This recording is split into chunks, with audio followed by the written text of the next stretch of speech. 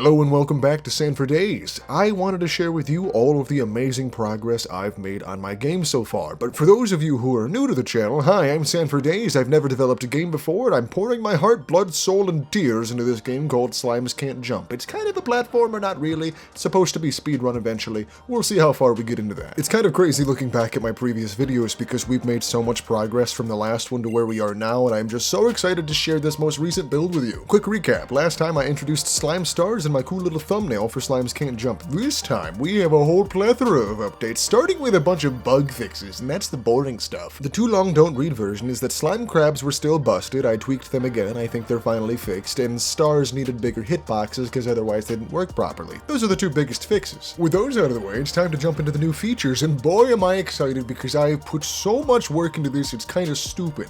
The first thing that I started working on was my sound effects for the game, because the game being quiet is cool and all, as you can put my videos on in the background and listen to me non-stop, but it needed a little bit more to add to the vibe. This led me to be absolutely fist deep in a bucket of mayonnaise. Unfortunately, mayonnaise sounded a little bit too sloshy and not squishy enough, so I decided to switch it at the last minute. And that's how I ended up fist deep in a bucket of soap. That with a little bit of water made a lot of cool squishy sloshy sounds. Let me play a few.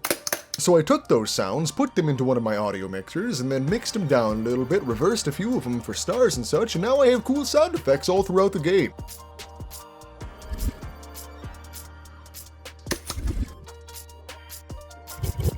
I just have to say it's kind of crazy how much more alive the world becomes when you just give it some audio. However, because I am new to coding, there was issues with this as well. I was trying to do it the same way that I added momentum to the player when they run into a slime. However, because I attached the cue free function, if I did play a sound effect this way on something that wasn't permanent, like a regular slime instead of a cube, well, as soon as the slime disappeared, the audio would stop playing, which means you wouldn't get the sound effect because that happens instantaneous. In order to fix this, instead of using just a cue free, I decided to cue each resource free and leave the sound there. And that may not sound too impressive to you, but I thought of this fix myself and did not have to Google anything. I just did it. I'm like a coding maniac over here, becoming some kind of coding gremlin god thing. A good word to describe my sound effects right now would be splooshy. I think splooshy is the only way to go about it, and I'm very proud of these sound effects, but my work was far from done. No, next I had to tackle something that I have no business trying to figure out myself because I'm not very smart, and that was a parallax background. Me adding each background tile just did not give me the effect I wanted. It didn't feel as big or gravitas as other games are, and I am a stickler for details, as you can tell by using no bricks that aren't my own.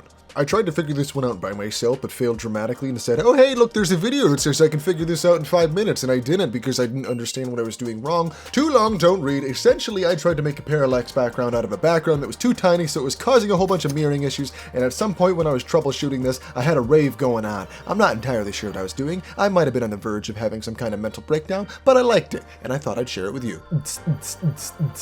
After just spitballing what's probably causing the issues based off of the screen size and the parallax I was trying to set up and where all these jazzes were with the scaling and such, I decided to just make a bigger background into some pixel art program. Pixelrama, that one. It's a great program, you should try it, it's free. So I finally ironed out all of the issues with the parallax background, and I added 3 separate layers to give it this feeling of depth. I wanted it to be a magically blown apart area with cool geometry and also simultaneously all fungusy, because funguses are the only thing not affected by this magic, so they've kind of taken over. Not gonna lie, I've had to toy around with it a bit more because it kind of makes me a little bit like motion sick, so I want to make sure I'm not doing that to people. If you do get motion sickness from this, let me know and I'll tweak it some more. I'm not trying to make people sick. I'm really sensitive to that kind of thing. Maybe it's just me. I actually just realized before I continued recording this that I didn't playtest the newest version that I had made, so I had to stop right there and play through my entire game. Good news, it works. Still not super satisfied with one of those crabs, but I will work on it again in the future. So, what else is new? Well, I decided that I needed to give everybody one more button to press, even though I was going for this kind of minimalism speedrun type game, because there's still a bunch of areas where dying takes too long, or it just doesn't feel very good, and you have to wait to go back to your mushroom minion to try the puzzle again, which, yes, is annoying, and that is part of the goal of the game, but I don't want the game to be annoying on purpose, so I've added the tab button. The tab button is now insta-die. It'll send you back to your previous mushroom minion. That way, if you fail to jump, or you suspect you're doing this wrong, or maybe you got stuck somewhere because you're a goober, you can just,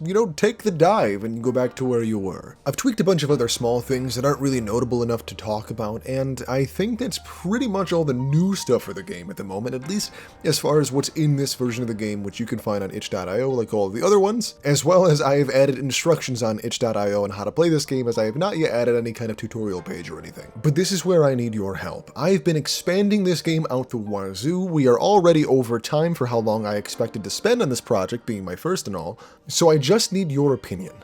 Do you think that I should continue to expand this game to make it even larger? Perhaps, move into levels instead of just one big level where you're just climbing indefinitely. Maybe I can divide it into smaller pieces. Or is it time to wrap it up? Add the overarching voice that I want to do for the intro, the small little animation if I can make it happen, as well as a win sequence. And don't just trust me on the way you see my gameplay in the background for all of this. It may seem like it's a fairly short game and needs to be expanded. I would highly recommend you play it before coming to that conclusion, because keep in mind, I know all the tricks. I've been playing this game over and over. I can beat it super quickly most of the time. And finally, let's look into the future. I'm looking to add save states for those people who want to take this game slower, a pause screen, a main menu, a win condition, a new tile set for when you get to the castle, and most importantly, some kind of music, but I'm terrible at it. I have genuinely been toying around with music for a while now, and I am just not good at it, so I've thrown away like 30 projects now just trying to make something that's catchy and can be in the background. Time for something totally unrelated for all of you who have decided to stick it out this far in the video, because I am so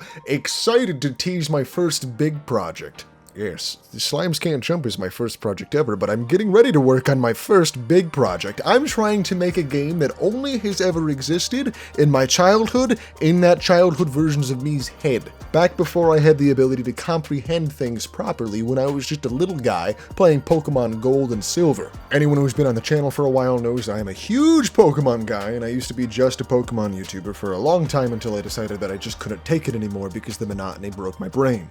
One of the first games I ever played in the Pokemon series was Pokemon Silver. I actually beat that to completion and loved it. However, I was given a copy of Pokemon Gold. The catch was, when I got this, I was still very young, but for some reason, the save battery on this thing was already bad. Like, I'm still a little kid, just beat Silver. This Gold one's got a bad save battery, so you can't save the state. Something about that game is immeasurably different to Pokemon Silver. As an adult, I know it's not, but I cannot play Pokemon Gold specifically because a piece of that memory is wrong, and I want to try to build something similar to the way I remember that game. I was maybe 5-ish years old when my brothers finally got sick of those games and let me play around with them, so I couldn't have been like older than 5 or 6, which led to this perspective where I see Pokemon Silver as a fun game where you befriend creatures, and Gold being this post-apocalyptic wasteland where you have to hurry to get things done because you may not see tomorrow. Which is why I'm starting to develop a Pokemon Gold-inspired, post-apocalyptic creature catcher. In this world, almost all of the fauna, including almost all humans, have been eradicated by now wily and angry plants. This is the first mock-up of the first creature I'm trying to make for this game. There is a lot more to go. I haven't finalized anything yet. The mechanics are still on the drawing board, and I have a lot of work to do before I even have a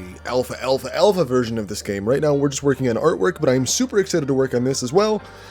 And what do you think? What do you think about this? What do you think about Slimes Can't Jump? What do you think I should add or fix? Or how do you feel about anything I've covered today? Tell me in the comments below. Make sure you subscribe because that's just the nice thing to do. And until next time, I'm San for Days, I'm Course, and I get everywhere. Bye-bye now.